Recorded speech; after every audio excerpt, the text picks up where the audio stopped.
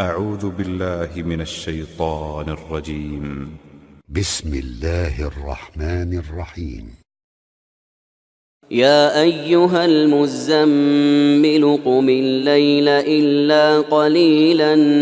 نصفه أو انقص منه قليلا أو زد عليه ورتل القرآن ترتيلا إنا سنلقي عليك قولا ثقيلا إن ناشئة الليل هي أشد وطئا وأقوم قيلا إن لك في النهار سبحا طويلا واذكر اسم ربك وتبتل إليه تبتيلا رب المشرق والمغرب لا إله إلا هو فاتخذه وكيلا واصبر على ما يقولون واهجرهم هجرا جميلا وذرني والمكذبين أولي النعمة ومهلهم قليلا إن لدينا أنكالا وجحيما وطعاما ذا غصة وعذابا أليما يوم ترجف الأرض والجبال وكانت الجبال كثيبا مهيلا إنا أرسلنا إليكم رسولا شاهدا عليكم كما أرسلنا إلى فرعون رسولا فعصى فرعون الرسول فأخذناه أخذا وبيلا فكيف تتقون إن كفرتم يوما يجعل الولدان شيبا السماء منفطر به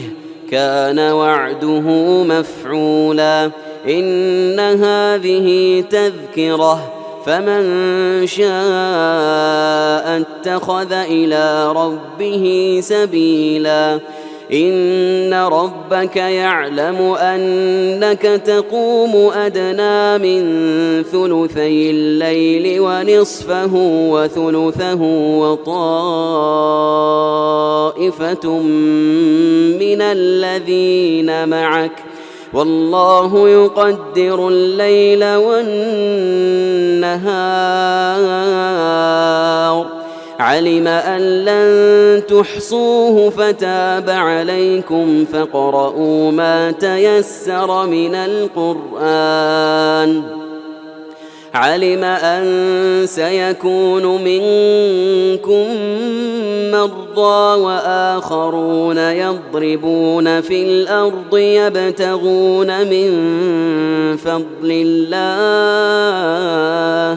وآخرون يقاتلون في سبيل الله فاقرؤوا ما تيسر منه وأقيموا الصلاة وآتوا الزكاة وأقرضوا الله قرضا حسنا وما تقدموا لأنفسكم من خير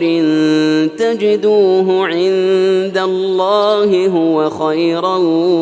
وأعظم أجرا واستغفروا الله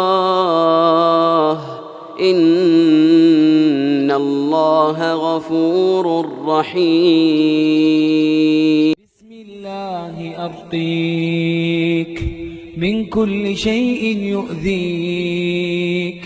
من شر كل نفس أو عين حاسد الله يشفيك. بسم الله أرقيك.